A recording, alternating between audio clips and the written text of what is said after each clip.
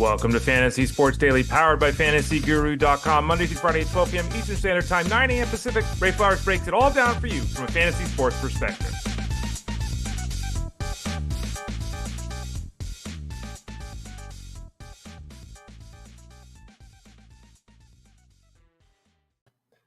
Hey there, everyone. Ray Flowers of FantasyGuru.com. Hope you're doing well. Don't know why the background continues to change on me here. We got an issue with the tech. Hopefully it doesn't matter to you. I'm sure it really doesn't, because who the hell cares? It's time to rock and roll here on Fantasy Sports Daily. I am Ray Flowers of FantasyGuru.com. You can find me here Monday, Tuesday, Thursday, Friday. The other days, on Wednesday, that would be, Justin Fensterman is here, rocking and rolling, holding the fort down. On Wednesdays, I'm with Jeff Mans on the Elite Sports Show, which is why I'm not here. That show's 3 to 6 Eastern, Monday through Friday. So here, Monday, Tuesday, Thursday, Friday, on Wednesdays with Jeff over on SiriusXM from 3 to 6. I am Ray Flowers. You can follow me on Twitter, X, Instagram, Threads, Blue Sky, all those places at the Ray Flowers. We got a lot to talk about today, so let's just throw it up on the screen here. No delays here. In about 25, 30 minutes, we'll visit with Tyler Beaker. We'll break down all the game action tonight between the Rams and the Niners. We'll get his thoughts on the backfield with the Niners. I'll give mine here in a few minutes. We'll get his thoughts on the backfield, everything about this game, what he expects, anticipates, what's likely to happen. Before then, we'll talk a little bit about injuries. We just got some breaking news with David Njoku, so we'll talk about that. Tight end position this week, Evan Engram, Trey McBride, David Njoku, got some hits coming. The wide receiver spot, Evans and Pickens. What's going on with CeeDee Lamb and Cedric Tillman and Tyler Higbee? We'll talk all about those guys as well. And before we get to any of that, I'm going to spend a good chunk of the start of the show here talking about backfields. It's week 15 of the fantasy season. This is the playoffs for 95% of people. The playoffs start this week, right? So this is huge. And we're going to go through it, specifically the 49ers situation, because everyone is loving the questions with the 49ers. There's been 100 of them in the Discord. We'll talk all about that here in a second. Finally, before we get to that, rest of the way, all the seasonal information, all the DFS information, all the wagering information, you can get it at FantasyGuru.com for one price, $65 the rest of the way. All three products, one price, $65 the rest of the way. Sign up now, get everything to the playoffs. The only thing you don't get is the playoff betting guide, the Super Bowl betting guide. That's it. Everything else to the playoffs, you get coverage for seasonal, DFS, and wagering for one low price. And for those of you looking for the perfect gift for the holidays, because maybe you haven't got it yet, boom, there it is. You see it on the screen there. There's two ways to get involved. One is what we just talked about. Go all in, get the seasonal package, the DFS package, and the wagering package. The second option for you all is to get a gift card. And right now we have a deal. If you get a gift card, you get free cash. It's one of those things, you put 50 in and you get 65. Like, we give you some free cash too on top of things. So you could even buy yourself the rest of the way package and get a little bit of a discount if you get the gift card. So go to FantasyGuru.com, sign up there for the gift cards, FantasyGuru.com/product/gift-card. FantasyGuru.com/product/gift-card. Okay, let's get to it. Let me say it this way. Isaac Guerendo, as we've said, and as we saw last week, would become a running back one if he was healthy. He was healthy last week. He injured his foot toward the end of the game, didn't finish the game last week. He has said that he's going to play. The reports on the Niners running back all suggest that there's nothing catastrophically wrong with his foot, so there's a possibility he plays. They play tonight against the Rams. We still don't know if he's going to play for certain. Remember, we're talking about a guy who's not at 100% on a short week. We just got a report this morning from Isaac Guerendo, from Adam Schefter, about Isaac Guerendo. And Adam Schefter said that Isaac Guerendo plans to play tonight. So it seems likely, and again, this could change within a moment, 5 minutes from now, this could be different. It seems likely at this point in time that Isaac Guerendo is going to play tonight. We talked a lot about this on the Elite Sports Show yesterday, me and Jeff Mans. And here's our thought process. If Guerendo is out, Deebo Samuel really, his floor goes up, and it hasn't had a floor this season because Samuel's been really, really disappointing. If Guerendo is out, Samuel's floor goes way up because he gets anywhere from 5 to 10 carries probably out of the backfield. Patrick Taylor likely to lead the backfield. Again, we're not even certain. Israel Abanikanda, sorry, I always say Abanikanda. I always say it right when I'm not on the show, and then I get on the show and I always screw it up. Abanikanda, thank you. We don't know if he's going to be active tonight. We know that Taylor is very likely to be active. The expectation is that Taylor is either the 2 behind Guerendo or the 1 with probably IA behind him, but it might still be Keyshawn Vaughn. We don't know. Can't play Vaughn tonight. Don't do that. Can't play Abanikanda tonight. Don't do that. Okay? So it's Taylor and Guerendo. If Guerendo is healthy, Taylor becomes a flex option that you don't want to play. So if Isaac Guerendo is indeed active tonight, I'd really be cautious about using Patrick Taylor tonight. It's Thursday. There's just too many options on a week where this is the early game and everyone's playing. There's no buys this week. It's too early in the week to be playing hero with Patrick Taylor if Guerendo is healthy. Now, the big question, what do we do with Guerendo? I'm pointing at you. It's up to you. I don't know if Guerendo's going to play a full complement of snaps. Adam Schefter doesn't know if he's going to play a full complement of snaps. Kyle Shanahan doesn't know. Isaac Guerendo doesn't know. No one on the planet knows. It's up to you to make the decision. And I'm telling everyone right now, I don't want to go into Discord this afternoon and get 500 questions about Isaac Guerendo. I don't know. I don't have a source. I'm not Isaac Guerendo's best friend. He didn't call me right before the show started and say, "Hey, Ray, I'm actually not doing very well." I have no idea. All I can tell you is what I've seen. I still think it's fair to start Guerendo tonight if you have him. Where does he rank? You know, he's a mid to bottom level running back 2, I think. I got a question this morning from one of our users over at fantasyguru.com, and he had a bunch of options. He said, who is out? And I basically said, look, you know, you've got Jonathan Taylor, and who was it? You got Jonathan Taylor and James Conner. Isaac Guerendo's out. Like, if you have Tyrone Tracy and the uncertainty with the quarterback with the Giants, and you can go Guerendo or Tracy, that's an open-ended question. That's something that we have the rankings for at fantasyguru.com, and that's a valid question to ask. Guerendo or Alvin Kamara is not a valid question. Guerendo or Chase Brown, not a valid question. Guerendo or Joe Mixon, not a valid question. Guerendo or David Montgomery, not a valid question. So you get my point here. To me, Guerendo, as I said, is a mid to low-level quarter running back 2, if he plays, with a high degree of uncertainty. Short week, and it's very possible that Guerendo could start this game, look great in the first quarter, and have a setback in the second quarter. Right? Everyone can fully believe when this game starts, he's good to go. I saw someone in the Discord say, well, do I start Guerendo or bench him because Shanahan might have him active and just not play him? You never know what might happen, but what would be the point of the Niners activating Guerendo for this game if they don't plan to use him? What's the point of that? The Niners have to win this game. They've got to win. They basically got to win out to make the playoffs. Why would they have Guerendo active if he wasn't going to play? Doesn't make any sense. You know, once the game starts, we're not gaining any advantage over the opponent by having Guerendo sitting on the bench. Doesn't change anything at that point. So I think if Guerendo plays, the Niners fully anticipate him leading the backfield in touches. Now, again, expecting him to do that and having him do it are two different things. You know, do you play Rico Dowdle or Guerendo? I'm leaning Dowdle. We talked about him earlier on this show. You know, he's averaging 20 touches and 100 yards on the ground the last 3 games. Tony Pollard, Brian Robinson, DeAndre Swift, like all these guys, it's really hard to not play them ahead of Guerendo. So at the end of the day, there's my thoughts on Guerendo. I hope that clarifies it as much as it can. I know there's no definitiveness there because there is no definitiveness.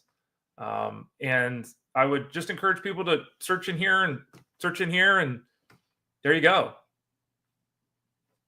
It's Thursday during the first week of the playoffs. If you have a legit question about whether you should start Guerendo, let's just end it this way. If you have a legit question about whether you should be starting Guerendo or not, don't start him. If in your heart you don't believe it's the right thing to do, don't start him. It's Thursday during playoff week. It's too early in the week to be playing hero. All right, let's go on to the next situation to talk about here. That's the Jets. As of now, and I've seen a lot of people ask these questions, we don't know if Breece Hall is going to be the running back this week for the team. We don't know if he's even going to be active. It's starting to sound like he's probably not going to play, but we don't know that for certain. It's a Thursday. We don't need to be asking starting questions with Jets running backs. I've seen a ton of them in Discord over at fantasyguru.com. We don't even know who's playing in this backfield. I've seen them on social media. We don't know if Breece Hall's even playing. Beyond that, we then have Allen and Davis, who we talked about earlier this week, who basically were exactly the same in routes and snaps and touches. And the only difference last week was the touchdown that Isaiah Davis scored. That's the only difference between the two guys. They were basically in a 50-50 across the board split. So if Breece Hall is out this week, and again, we don't know. He could still play this week. They're still waiting to see. I'm still going Braylon Allen ahead of him. Braylon Allen ahead of Isaiah Davis. Do I feel great about that? No. If we're looking at the rankings right now, we don't have Braylon Allen as a top 30 running back right now. No. So, no, it's not with confidence. But that's my lean at this point in time. We'll get more information. It's too early to be making that call, even though everyone seemingly wants to make that call. The Bucs, what are the Bucs going on here? Bucky Irving is missing practice time. He's got that hip/back thing. I guess it's a back thing. This is another one of those scenarios. We're getting a lot of questions about Bucky Irving. I don't even know if he's going to play. And with the uncertainty, he didn't finish last game. Obviously, he had like 10, 11 snaps last game. With the lack of practice time early in the week this week, even if he's active, do you think, as we talked about, I mentioned my back issues on Tuesday on the show here. Armando Marsal mentioned his back issues on Tuesday on the show. You're really going to start Bucky Irving in the playoffs?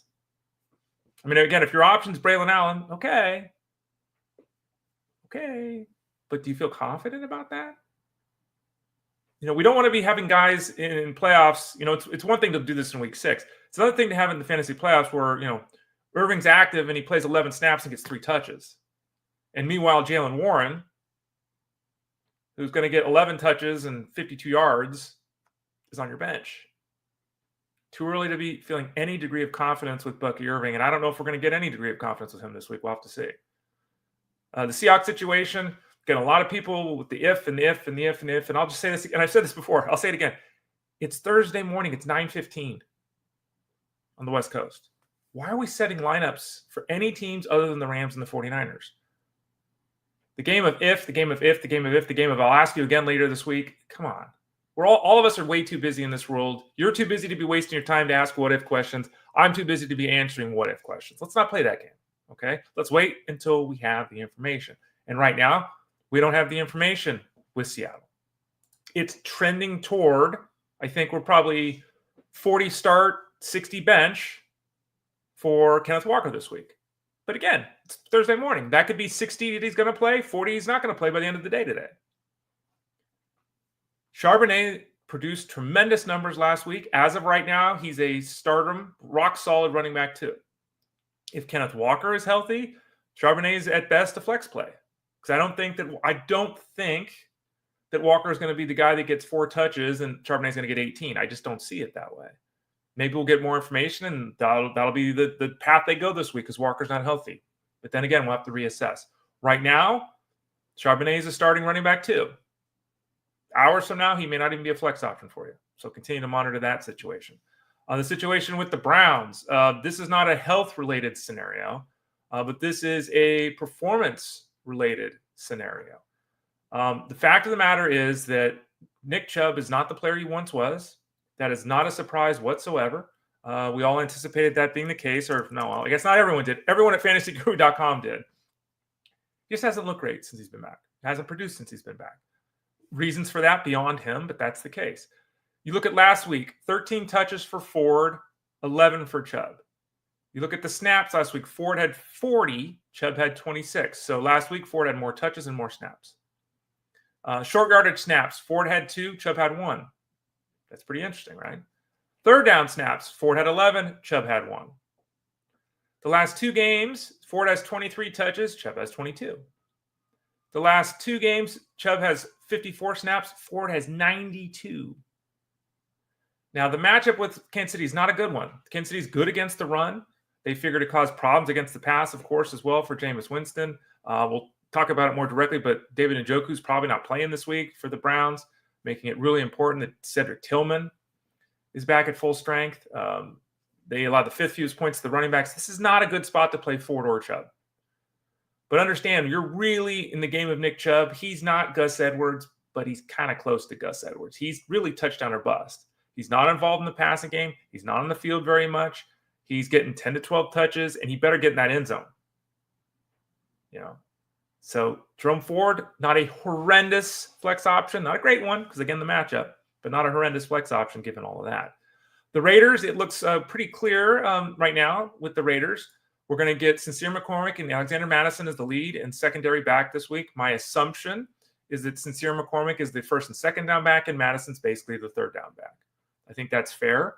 Now, the real issue for the Raiders beyond, what's the backfield situation going to look like is Aiden O'Connell. We don't know if he's going to play. He's got the knee issue. All of a sudden, we heard a report this morning that he thinks he still can play this week. Is it Desmond Ridder? Is it Aiden O'Connell? That changes the dynamics of the offense as well. McCormick is, again, the play over at Alexander Madison. We currently have McCormick at running back 31, though. Again, don't be a hero here. He's only getting 12, 13, 14 touches anyway. With the uncertainty at quarterback and the return of Alexander Madison, tough to get excited about Mr. McCormick. The Jaguars, and I don't know what the Jaguars are doing. Do you know what the Jaguars are doing? Basically, none of us know what the Jaguars are doing. The fact is that they're down to Mac Jones. They've got a matchup against the Jets. Looking at the workload here, the Jets are allowing the fourth fewest points to the running backs the last 4 weeks. Not giving up a lot there. If you look at the work last week, the snap count was virtually identical between Etienne and Bigsby, though Bigsby doubled the touch count. We have to look at Bigsby and think he's the guy to lead the team on the ground. Etienne, the guy to lead the team in the air out of the backfield in a rough matchup. So neither one of these guys is a player you should be looking to force into your lineup. With the Panthers, obviously, Jonathan Brooks is out. He's been placed on the IR. Raheem Blackshear didn't practice yesterday. It's looking like he's not going to play this week. They signed Velus Jones off the waiver wire. They're going to elevate Mike Boone. 30 touches last week for Hubbard. Can't plan on that again, but 20-plus touches if he's healthy all game seems a lock for Hubbard. He's a very solid running back, too, this week as a result. The next team up is the Broncos. Your guess is as good as mine. I'm trying to avoid this one. Williams, McLaughlin, Estime. You know the deal with them. With everyone playing this week, my hope is that you don't have to lean on any of these guys in any capacity in week number 15. And then finally, the Chargers. I've seen a lot of people say, well, I want an upside play for the playoffs. I'm going to drop Vidal. I get it. Okay. But if I had Vidal and I was looking for an upside play and he's my running back 6 and I'm not planning on using the guy, are we really going to drop him? If Gus Edwards gets hurt, they'd have no choice but to give Vidal the ball 18 times. And if they gave the ball Vidal 18 times, we're going to like the results. So I would try very hard, if you could, to not drop Vidal. Again, handcuff your running back, absolutely. If Jerome Ford's on the waiver wire, okay. But Kamani Vidal, there's a scenario, not saying play him this week at all, but there's a scenario in week 16 and 17. That scenario is still there. All right, let's talk some injuries before we visit with Tyler Beaker here in a few minutes.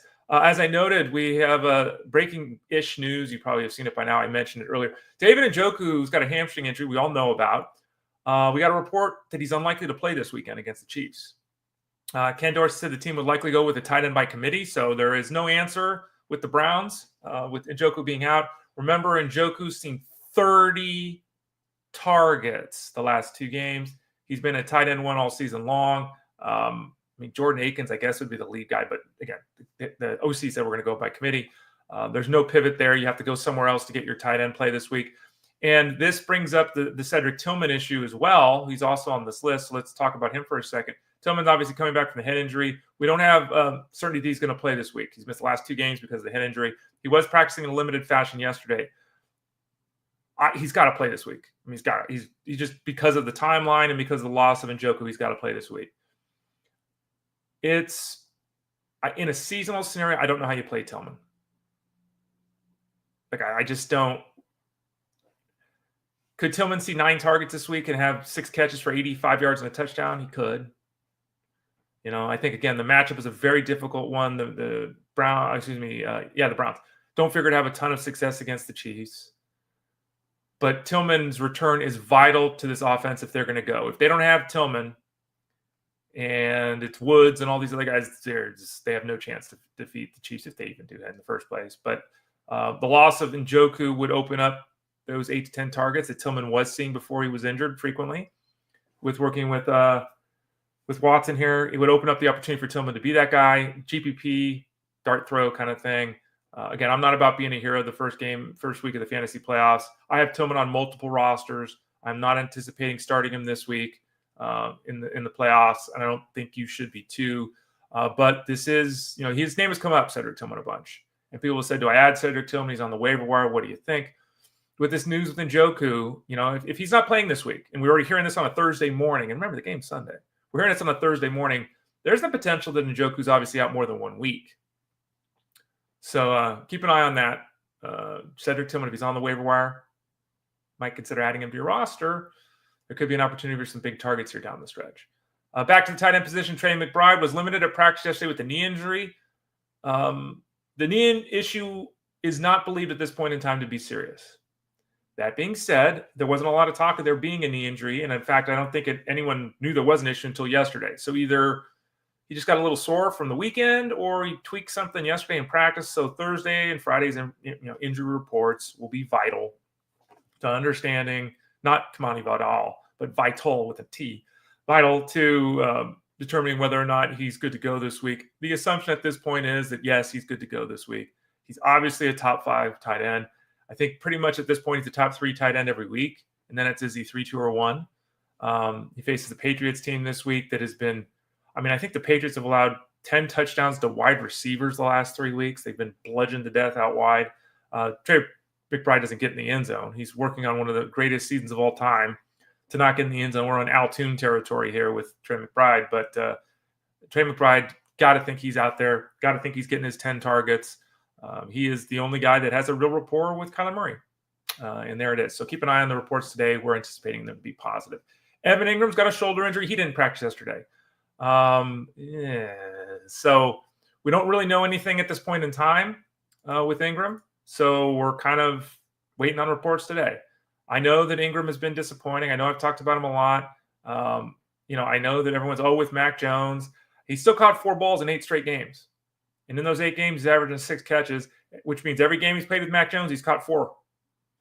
And he, it's 8 points a week, which is, but still, it consistent.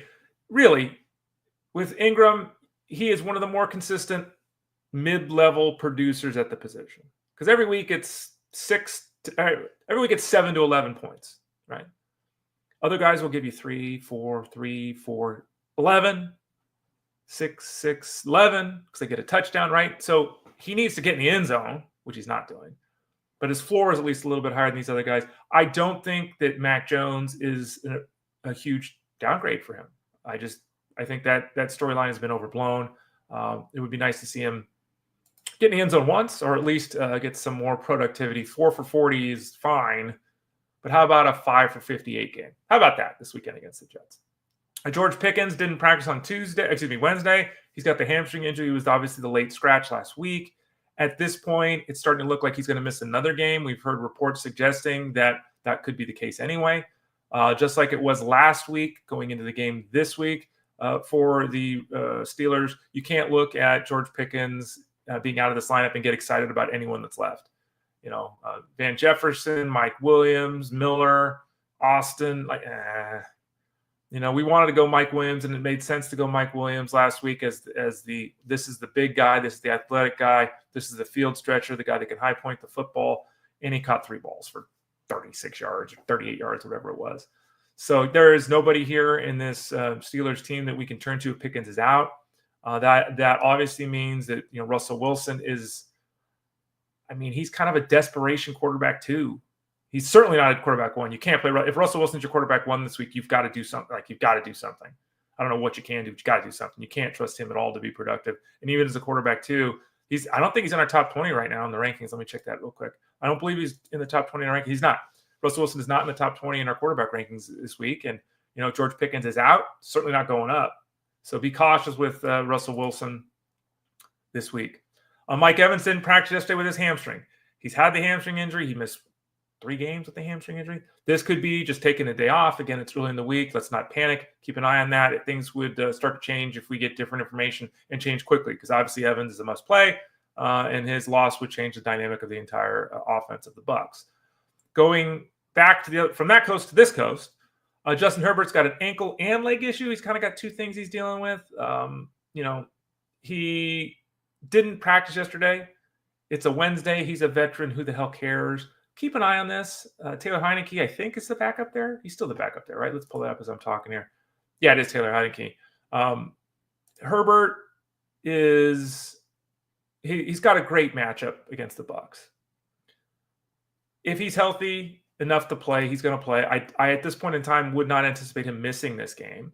I also don't think that he's a top 10 play this week. So, this is not earth-shattering news. He's a super flex option.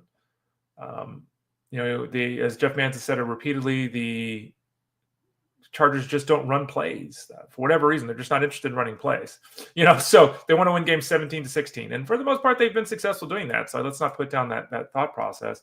But right now he's beat up. I'm leaning strongly toward him playing. Now, one of the big concerns we have if you do want to start Justin Herbert this week is the availability of Ladd McConkey. Ladd McConkey was out last week with the knee. I think it's the shoulder, but the shoulder and the knee. He was a limited participant in practice yesterday, which is good news for his outlook this week. He seems to be trending toward playing. I think that's been the expectation all along, that he would return in week 15. Obviously, if McConkey is out, you need to be seriously considering what you're doing with Justin Herbert. McConkey's in, you can feel a little bit better. Remember, Josh Palmer slid into the slot last week when McConkey was out. If McConkey returns this week, Josh Palmer goes back outside, and you don't want to be starting Josh Palmer. CeeDee Lamb, keep an eye here on CeeDee Lamb. This is much like the Mike Evans news, that this is not really news right now. He's got a shoulder issue. He was limited to practice yesterday. CeeDee Lamb's been limited in games. Now, the concern we all have with CeeDee Lamb is he just going to shut it down? Is the team either going to shut him down, or is he going to shut himself down? At this point in time, he continues to be someone that you have to rank as a top 15, if not top 10 wide receiver. If I had Lamb, and I don't have him on any team because when I had the opportunity, I always took Jamar Chase this year. If I had Lamb, I'd be starting him. The in-game setbacks, the potential shutdown, those things are still looming. But for now, we're anticipating Lamb playing through the shoulder issue as he's been doing this weekend against Carolina.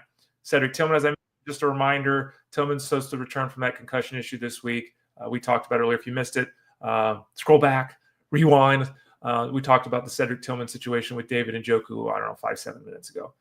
And then one more note, Tyler Higbee's not going to play this week. The Rams have already announced that. There was some hope that he'd be able to return from his significant knee injury tonight. That's not going to be the case. We'll talk about this game a little bit in just a few moments with Tyler Beaker, but he's out. So Colby Parkinson, Mr. Allen will be the tight end yet again.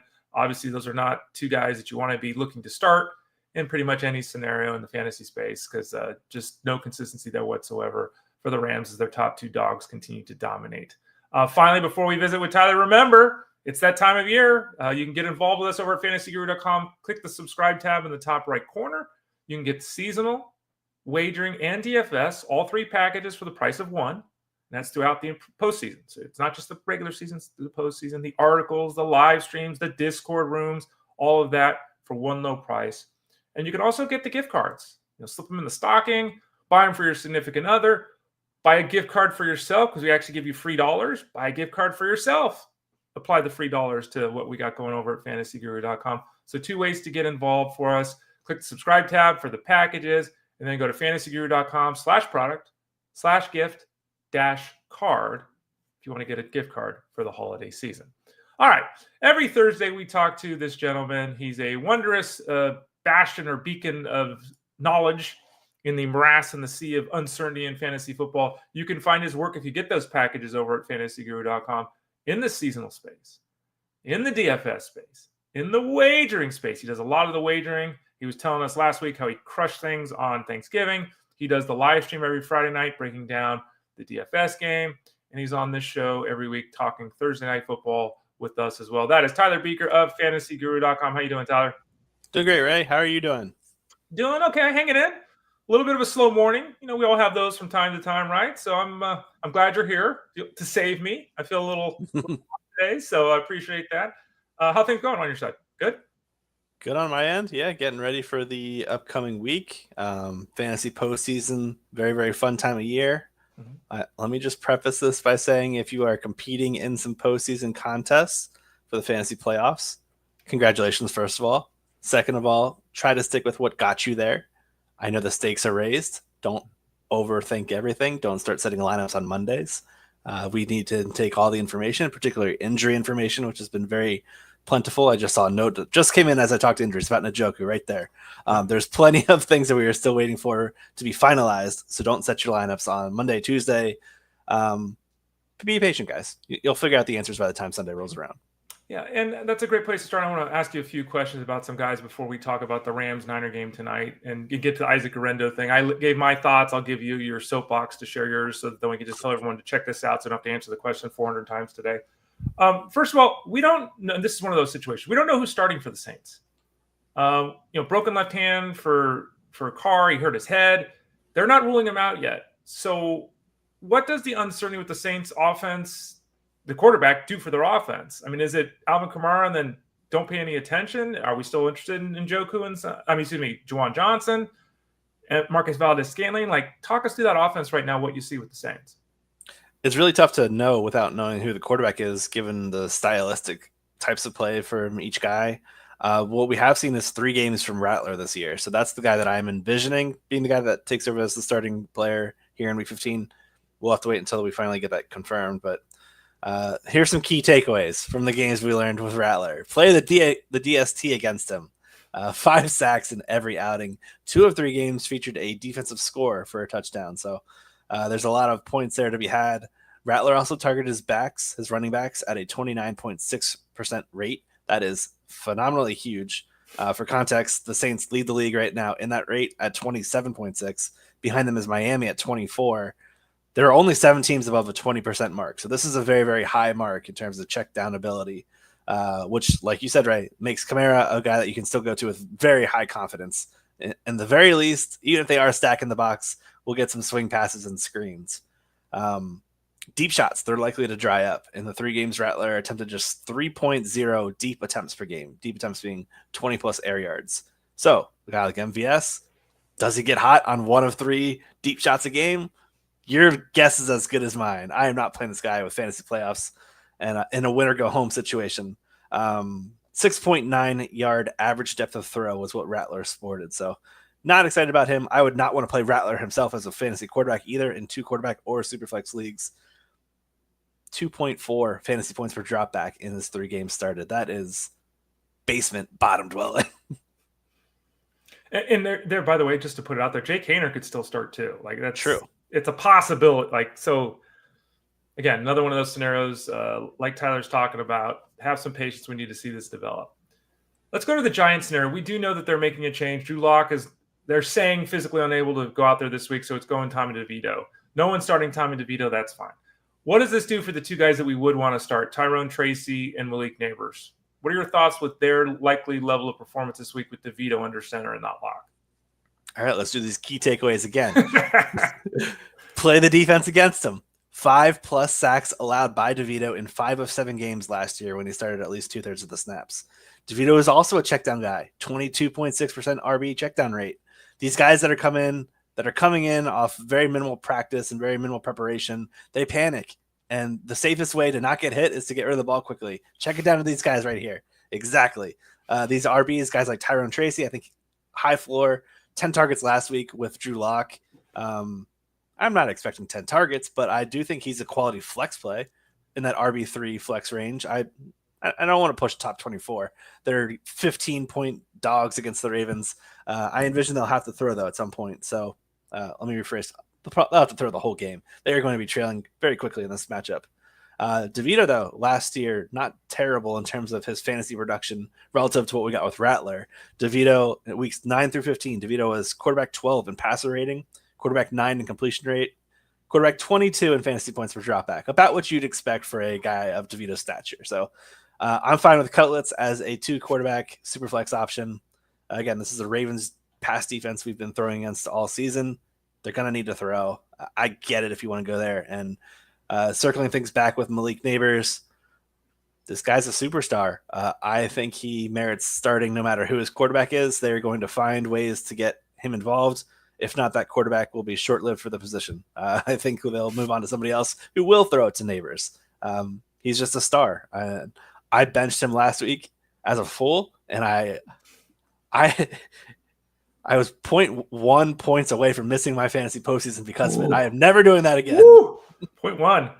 I made the fantasy playoffs in the league by 0.8 in one of my leagues. So, yeah, it's amazing how close it can be sometimes. Tyler Beaker, fantasyguru.com. we know that everyone knows to some degree that this is, and some people disagree to some degree, it's a matchup-based game, right? Like you're saying, it's Malik Neighbors. He's the number one guy. He should be getting 9 to 12 targets every week. It doesn't really matter. You start him, all right? So there are certain receivers that you kind of say that with, and the question is, are they wide receiver 8 this week or 18? Then there's the other side of things. Well, yeah, I know that about the guy, but last week he sucked. T. Higgins didn't even get halfway to his average game, and Jayden Reed didn't catch a pass. So I have seen a bunch of questions, I'm sure you have too, about both of these guys. People all of a sudden very nervous. At least in the case of T. Higgins, we've got 7-8 games of him just going 470, 560. Every week it's 460, and he's getting touchdowns. Jayden Reed is all over the place. I think that Jordan Love's averaging like 22 passes the last 4 games. Romeo Doubs is supposed to be back.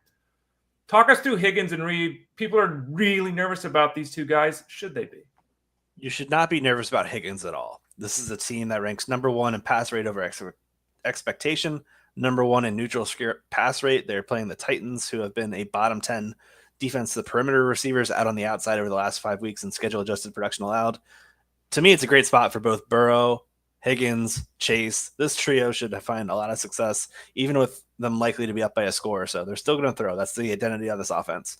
And you said it perfectly, how there's a long history this season of Higgins being a consistent fantasy producer. Last week was a 1-week blip. I'm viewing it as it is, as an anomaly. On the flip side, Jayden Reed we go from number 1 in pass rate over expectation all the way to number 31 with the Packers. This is a team that wants to run the ball. They want to lean on Josh Jacobs and that combination of backs they've got there. And the Seattle run defense has been very variable in terms of their ability to stop runs. It's kind of changed. It's been a roller coaster-esque. With that regard, I envision it's a 3-point spread for Sunday Night Football. I think the Packers are going to try to run the ball quite a bit on this team. I don't know how well they do. If I had to pick a team, we submitted our staff picks. I believe I chose Seattle to win outright. It's not a great matchup for Reed. I think you can put Higgins in the wide receiver 2 bucket with confidence. Jayden Reed, I'm probably putting more in the wide receiver 3/4, given his slot role.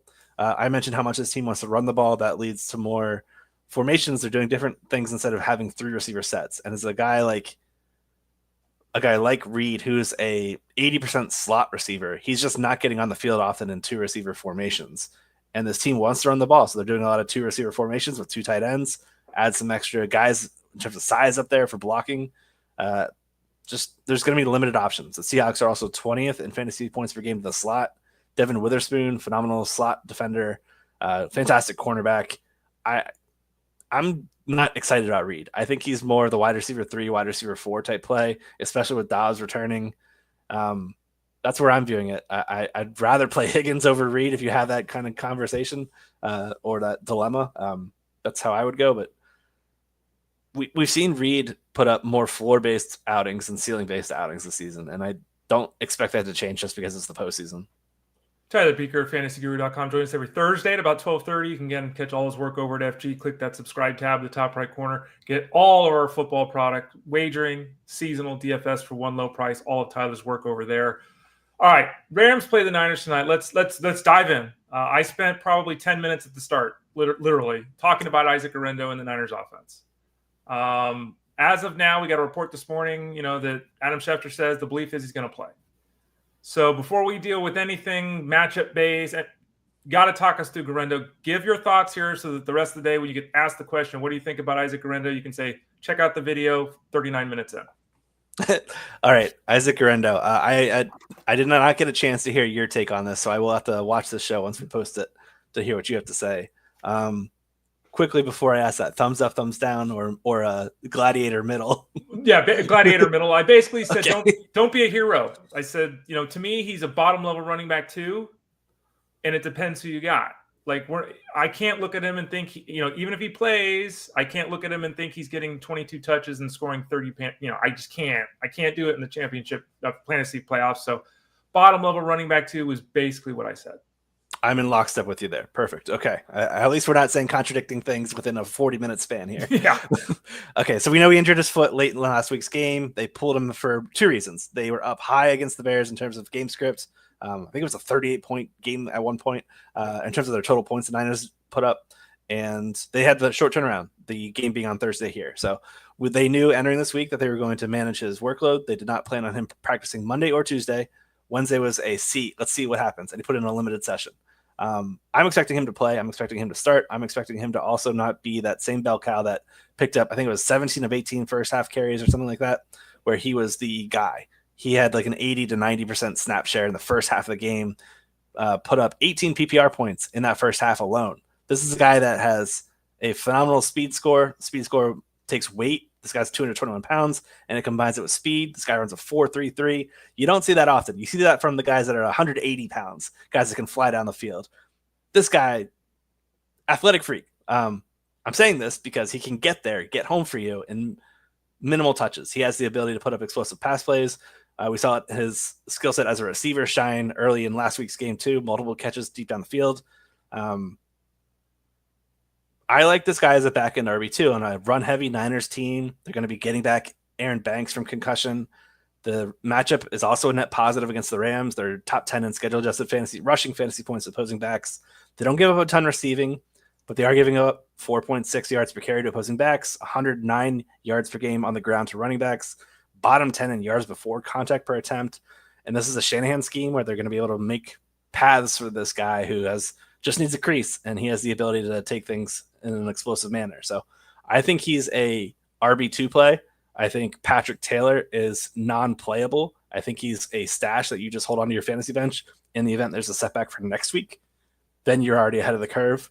If for some reason Taylor's still out there, I would be aggressively picking up right now off waivers. If it's first come, first serve, just go get him right now. Stop what you're doing. Pause this. Go get him. Drop your second tight end. Drop your second defense and go get Taylor. But right now I would view Guerendo as like the RB20 to RB24 kind of play where there are chances with nobody on bye this week that you have two better superior options that you could put in ahead of him and superior wide receivers that you could flex over him. So in my eyes, he's not a must play. I think he's a decent RB2 option in competitive 12-team leagues or greater, but I'm not excited to play him tonight. I think there's a chance where we see the Niners just throw a ton, and this turns into a pass shootout between these two squads. By the way, Aaron's posted just a note. We'll go back and listen. I'm not sure what you said about Guerendo, but Dowdle or Guerendo or Taylor directly answered all three of those guys. So make sure you go back and listen, Aaron. I compared all three of them together. So how their answer earlier in the show today. Okay, so we're Taylor, by the way, Patrick Taylor, just to be clear, if Guerendo is active, is Taylor active in a fantasy game?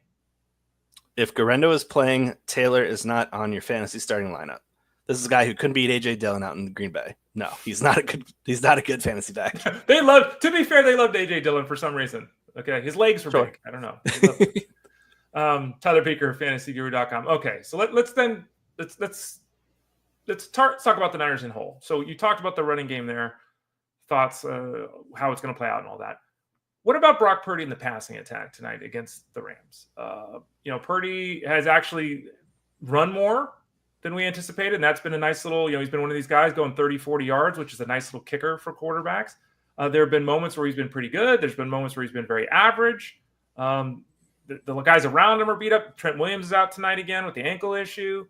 Where are we at with Brock Purdy tonight in the passing attack of the Niners? Yeah, it's funny you start with the rushing thing. First 2 years in the league, 2.4 rush attempts per game. He's doubled that, 4.8 this year. And we're seeing some consistent production from him. He draws the Rams this week, who have a phenomenal pass rush. This is a young squad that plays a lot of zone cover 3 on the back end, but their pass rush is filled with round 1 and round 2 picks. These guys are getting after it. They're a lot of fun to watch. I'm excited to see this battle here in the trenches tonight. But that also can flush some QBs out. We saw Josh Allen flushed for 80-plus rushing yards last weekend. I'm not saying Purdy's going for 80, but I think his props probably in the 15 to 18-yard range. Don't mind an over on that if you're willing to be a wagering man. Since week 8, the Rams have played cover. They've executed zone coverage, at the league's 6th highest rate. They also play cover 3 at a top 10 rate. And Purdy versus zone, quarterback 1 in yards per attempt. He throws the ball deep down the field and finds success. Quarterback 5 in passer rating. Quarterback 5 in fantasy points per drop back. He also did really well against the squad last time they faced each other. This is a rematch from the week 3 matchup where both teams ended that one kind of banged up and not at 100%. I think these squads in the Week 15 rematch are a bit healthier.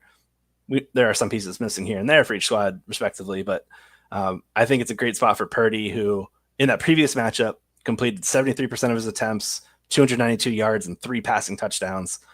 I like the matchups. I like Purdy, and subsequently, I like the pass catchers here too. Kittle and Jennings stand out the most in terms of matchups against zone and cover 3. They have really good yards per out run rates and really good target share rates against these types of looks. Now comes the fun part. What do we do with Deebo Samuel? I was just going to ask. Yeah, let's go. Jeff Mans, for what it's worth, for those people that don't listen to SiriusXM, said, look, disappointment, absolutely. This week, but if Isaac Guerendo's out, he's going to be using the backfield. Isaac Guerendo, even if he's in, is he going to play the whole game? We talked about this. So is the floor for Deebo Samuel 10 targets and touch in carries? Is he... Am I crazy talk? What do you think with Deebo Samuel? We have the squeaky wheel narrative at play here. We do.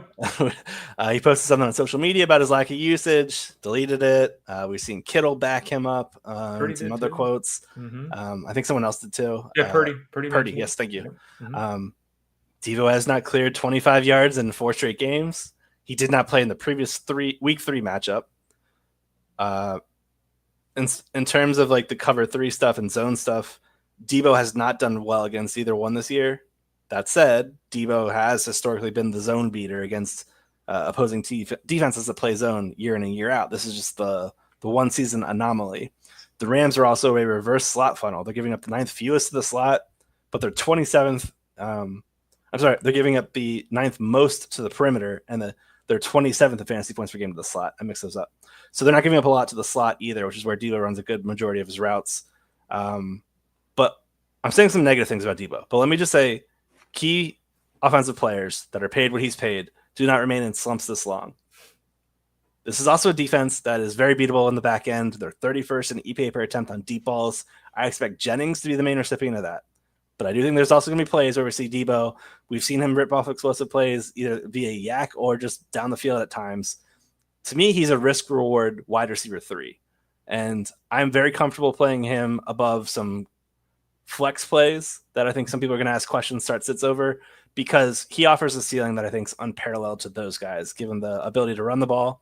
I think his rush line right now is 15 or 16 yards. I like the over on that. I think he has a good chance of exceeding that. On end arounds, design rush attempts, just no matter. They're going to get the ball in his hands. I think also the fact that this game is projected for a 49-point game total, we can also lean into the game environment and the touchdown potential as another reason to be bullish on Purdy as a wide receiver 3 with higher upside. So again, there's still the risk that we get a sub 25-yard passing performance. The matchup doesn't dictate it being a blow-up spot, quote unquote, on paper. But everything's kind of gearing up toward it in terms of narratives and the lack of production entering this game. It just feels like a game where we see a touchdown and maybe like 80 combined yards from scrimmage. Tyler Beaker, fantasyguru.com. Flip things over to the other side with the Rams. The Rams going to have success tonight passing or rushing. What's their best path here to success? Yeah, they will. Honestly, they're a team that wants to run the ball. They usually most teams have been able to find success running the ball too against San Francisco. They are top 10 in fantasy points per game allowed at the position. They're 28th in EPA per rush. Kyren Williams ran for 24, 89, and 2 the last time he faced the squad. That was with the line in a terrible condition. If you remember back then, like the first few weeks of the season, it felt like every week they were rotating somebody else in and out of that offensive line with another person going on IR. Since then, the team's gotten healthier, and I think this is a good spot for the ground game to be leaned on as a way to keep the Niners off the field and as a way for the Rams to play successful ball and just have long time-killing drives. I think they were trying to do that with Buffalo at times where they were – listen, Matthew Stafford was on fire last week. He was playing some of his best football that we've seen in quite a bit. Dot after dot, touchdown after touchdown. But I do think this team will want to lean on Kyren Williams for as long as they're able to. So, yeah, if we're looking for Kyren, I think he's a rock-solid RB1, likely to hit the end zone once again. This guy has a propensity to reach the end zone week in and week out. So he's a really, really strong play. Turning to the passing game, I think it's a good spot for Stafford and company as well. I know a lot of people are going to be asking Stafford versus QBX in terms of who do I play him with? Kyler Murray is an example. I've seen that multiple times. For sure. And in my eyes, Stafford's been playing extremely well ever since getting Nacua back, who has been really the key to his passing success. He's able to test defenses vertically. He's able to test them out wide. And he has a guy that just consistently gets open early in his routes. I think that's huge for this team. The Niners, they are likely to be without Nick Bosa. This guy just doesn't practice anymore, apparently. They're 31st in pressure rate over the last month. So I think there's a chance that we see, with this refortified offensive line, Stafford have time to make his reads and find his guys. Again, I still think they're going to lean on Kyren. But I do think there's also a spot here for Stafford and these wideouts with Nacua and Kupp, like top 20 wide receivers in my eyes, no-brainer plays, to find some pretty good production here. Demarcus Robinson's banged up. He's questionable. Jordan Whittington's banged up. He's questionable. Tutu Atwell, I think he's an interesting DFS showdown play. 93 yards the last time these units squared off. So wanted to add that note on him. But yeah, I think Stafford's right on the borderline, QB1, QB2. It's a fair question to ask in my eyes of him versus Kyler, him versus almost 5 or 6 different quarterbacks. And I'm going to circle back to the thought of this game being a 49-point game total, where if anything, I'm taking the over on it. And that's a quarterback where I want to be invested in, especially given the play of some of his elite pass catchers like Nacua, the way he's coming around, and what we've seen from Kyren too. Tyler Beaker, fantasyguru.com. Tyler, I've seen questions specifically about Stafford. Oddly, people in the last 10 days have been able to pick him up off the waiver wire, which is odd because he's been throwing 2 touchdown passes for a month and a half now every game. But a lot of the questions are, do I add Stafford for the rest of the way? I'm adding Stafford because of his fantasy matchups. So he's just kind of a foil to jump off and have this brief discussion, kind of a side note here. Do you play player X, Matt Stafford, anyone else, player X fantasy production, fantasy playoffs? Is that what you're doing? You said earlier, look, if you're rolling and things are working, don't get crazy here in the fantasy playoffs. I see people saying, I'm going to pick this defense up to play these matchups. I'm going to pick this quarterback up to play these matchups. I'm going to pick this tight end to pick up. What are your thoughts on doing that with Matthew Stafford? And then in general, do you look at 15, 16, and 17 and say, I'm reinventing the wheel and forgetting everything that got me there? It depends what kind of wheel you have. Are we talking Jalen Hurts, Josh Allen? Are we talking maybe a tier below that, maybe Jayden Daniels? Yeah, I think if I'm riding with anyone in the Jayden Daniels tier or above, I'm sticking with what got me there. But I do think the quarterback position is extremely predictable. I think it's a very easy position to stream as well whenever there's options on the waiver wire. So if a guy like Stafford's out there on waivers still, I imagine there are other players of equal or near caliber also out there on waivers where riding, I don't want to say the hot hand, but riding the matchup-based play makes sense in my eyes. As far as keeping him for the rest of the season, I don't know his schedule off the top of my head, but I think this is a great one here. And if he has a great matchup here, combined with the matchup he just came off of, you're going to be competing to pick him up week 16 with a lot of people for fab, I believe. At Jets and then at home against the Cardinals are the next 2 for the Rams. Yeah, Jets have kind of fallen off. I think their season's kind of over. Yeah. And then Cardinals, their defense hasn't played poorly. I will give them a lot of credit. I wouldn't mind it. I wouldn't mind picking up Stafford the rest of the season. We were talking about it, but we didn't answer directly. Michael M. actually has a question. With Greenlaw back, are we playing Stafford over Kyler? I would play Stafford over Kyler Murray. What would you do this week, Tyler? I agree. I would not let Dre Greenlaw impact that decision whatsoever, though. Okay. What about this one? This is tonight. Chris F. asked, Stafford or Purdy? I would go Stafford over Purdy. What would you do? With the run game, I'm a little hesitant in them finding success there. And I think, okay, so I'm picking the Rams to win tonight. I'm picking them to play from a position of power where they have a lead. With that game script in mind, I like Purdy a little bit more. I think he'll be required to pass. And because of that, I think he would be the play I would select. Again, we're probably debating a QB8 versus QB11 here. This is projections-wise, they're probably within a point. But I prefer Purdy personally. And that's a question I've seen. I have Kyler and I added Stafford. I've seen that. That's come up actually a couple times this week. Do you recommend doing that? Because I think what you just said is echoing what I have said. We want to we don't want to get to the fantasy playoffs after having all the success to get there and then make it more difficult on ourselves. Like, I get wanting to add Stafford, and maybe he's 2 spots ahead in the rankings, maybe feel a little bit better about him. But if we're deciding for the next 3 weeks between quarterbacks 8 and 11, are we better off just playing quarterback 8 or quarterback 11 the whole time? I mean, I feel like we're gonna if you mix and match, I feel like you're almost going to end up worse than if you just played one guy the whole time. It's possible, especially when it comes with these running quarterbacks. Like Kyler's also coming off a really poor stretch of games where I could see a lot of teams feel like they limped their way into the postseason, or they're panicking, thinking, I've seen Kyler put up like 3 duds in the last 4 weeks. What do I do? In that situation, I don't mind adding another quarterback. I do understand the frustration, and you'll likely see at least 1 week where the other guy outscores the other. That's just the nature of fantasy football. And I'm comfortable taking those swings and misses on matchups. I feel like I'm a pretty good projector in terms of game flow and how things are expected to go. And we have really good projections. We have really good rankings over at Fantasy Guru. I feel really good leaning on them as the starting point of what to expect on a week in and week out basis, where I think you can play it based off matchups and look at who's ranked higher, who's expected to play better, who's got the better matchups, who's got the weaker defense. All those things kind of come into play. I'm kind of rambling here, but I'll just say that I think you can definitely add a second quarterback in these situations where your QB1 may not be living up to the billing of the QB1 status that he currently holds. A guy like Kyler, namely. Chad O asked a question. I think you said Daniels in your explanation here, but he asked Stafford over Daniels kind of down the stretch here. Did I hear you wrong, or did you say Daniels is kind of that breaking point that you would start ahead of him anyway?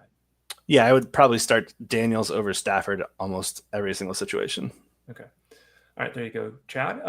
We didn't get a chance. I jumped in there because we had all these Stafford questions. We didn't get a chance for you to give your bet of the night here for the game between the Rams and the Niners. Again, all of Tyler's work, all of the whole staff's work, fantasyguru.com. Click that subscribe tab in the top right corner. You can see everyone's ranking, confidence rankings for the games and everything like that too. But what's your bet that you always share? You got a bunch of other ones over at fantasyguru.com. Subscribe tab. But what do you got for the folks here today?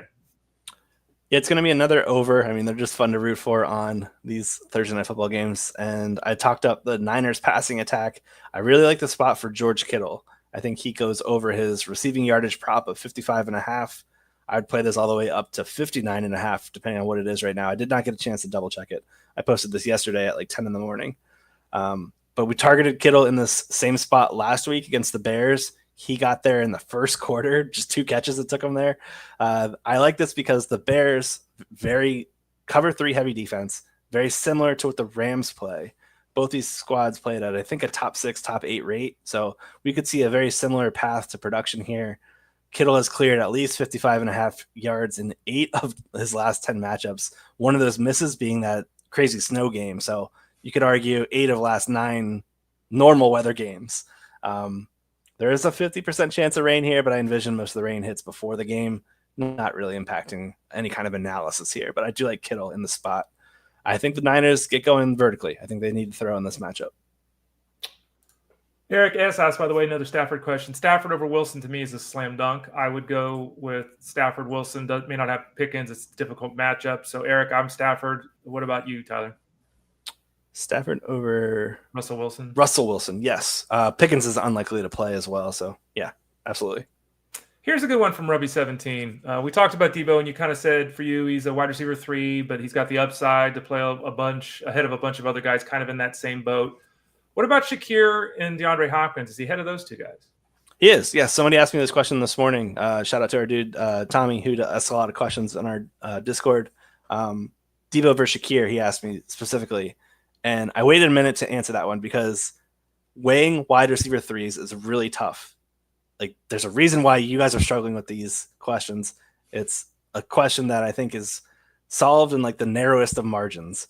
But what I liked about Deebo was the answer why I went with him, was because of the upside play. I like the game environment for it to reach the total. I think there's a chance we see him involved rushing and receiving. We have the squeaky wheel narrative. Shakir's matchup's not bad at all either. The Lions have struggled against the slot specifically. They're also very man-heavy. That should be a really fun game. Bills, Lions. Some are talking about it as a postseason preview of a potential Super Bowl matchup. And then Hopkins, he's got the Browns, who play a lot of man-heavy defense on the outside. To me, that's more of a floor-based play. And once we're here at the postseason, I really want to weigh the upside a bit more than just the safety. So I would rank this group Deebo, Shakir, Hopkins in that order of how I would like to play them, with Deebo being the first one. Henry V, following up, you talked about Jennings. You said you're a big fan of Jauan Jennings tonight. You would actually play him over Deebo Samuel. So Jauan Jennings or DJ Moore, who, DJ Moore is starting to come on since they made the coaching changes, but is he come on enough with this matchup here that Jennings has? Yeah, he had 8 targets last week. 6 of them were catches. 2 of them were drops, one of them being a 20-plus yard catch. In my eyes, Jennings is a top 20 wide receiver. I love this matchup here, especially with cornerback Kobe Durant out. There's a chance that they just see this vertical game get going. I'm really hoping that they bring in that one, I'm forgetting his name right now, the one round 1 rookie cornerback that the Commanders cut, and he picked up a spot with the Rams earlier this week or last week. And if he gets some playing time, oh boy, I'm excited to see every single one of these Niners guys run right past him. Jennings to me is a top 20 play, though. I think he's a phenomenal fantasy start tonight. Circling back, we just talked about Shakir or Thielen. Let's talk about that one before we discuss the running back. Thielen, obviously, the last couple of weeks, really, really productive there. He's asserted himself as the wide receiver 1 for the Panthers. You just talked about Shakir and how you like his matchup. Shakir or Thielen? Very close. Very close. Yeah, I honestly don't have a strong take on this one. I know I will be betting the over on Thielen's receiving yardage prop because I think there's the variable upside for him to put up another 90-yard outing. Shakir, I don't think he has that 90-yard outing in him unless he breaks like a tackle and makes one of those goofy plays, which he did last week. So it's not impossible. It's just improbable. So let me get Thielen and a guy where I just talked about prioritizing upside. I think Thielen has the higher ceiling. And then he's got a running back question. We talked earlier about DeVito and the offense, and you kind of broke down Tyrone Tracy and your thoughts. Mm-hmm. Tracy or McCormick? McCormick will welcome back, it appears, finally, Alexander Mattison to the fold this week. It seems like McCormick has established himself as the quarterback 1 with that team. We still don't know who the quarterback is going to be with the Raiders this week. Aiden O'Connell still holding out hope of playing. McCormick or Tracy for you in week 15? It's a tough question with Mattison returning. I'll say this. Last year, we saw the Raiders really give him a shot in terms of gave Zamir White a shot at being the guy to close out the season. Yep. And we saw McCormick put up some pretty good outings these last 2 weeks. I think we've seen enough from Mattison. It's not the answer. Let's keep rolling the dice with what's working. It's McCormick. And he draws the Falcons on Monday Night Football. They're not a defense to really fear against the run. I think that game could be a pretty competitive matchup throughout, to be honest. It depends which version of Kirk Cousins we see. So I'm going to go with McCormick here. I love Tracy. I think he's a phenomenal talent, but against a Ravens run defense that is going to probably limit him to maybe a dozen carries, and where we're really just hoping for, let's say he gets a dozen carries and we're looking at like 3 yards carry, 36 yards. Yay. We really need Tracy to go nuclear in the passing game to pay off. McCormick, on the other hand, I think has the ability to pick up a lot of volume both ways, rushing and receiving, and be a potentially, I'd say ceiling's probably RB18. That kind of feels right. A mid-range RB2. Right. The floor probably flex, but I mean, you could say the same thing for Tracy. So I'm going to go with McCormick here. I think it's a really tough question, though, Mike. I think it's a good one. Final one. Let's bring this full circle. It's got Guerendo in it and DJ Moore, who we just talked about. What are we doing here?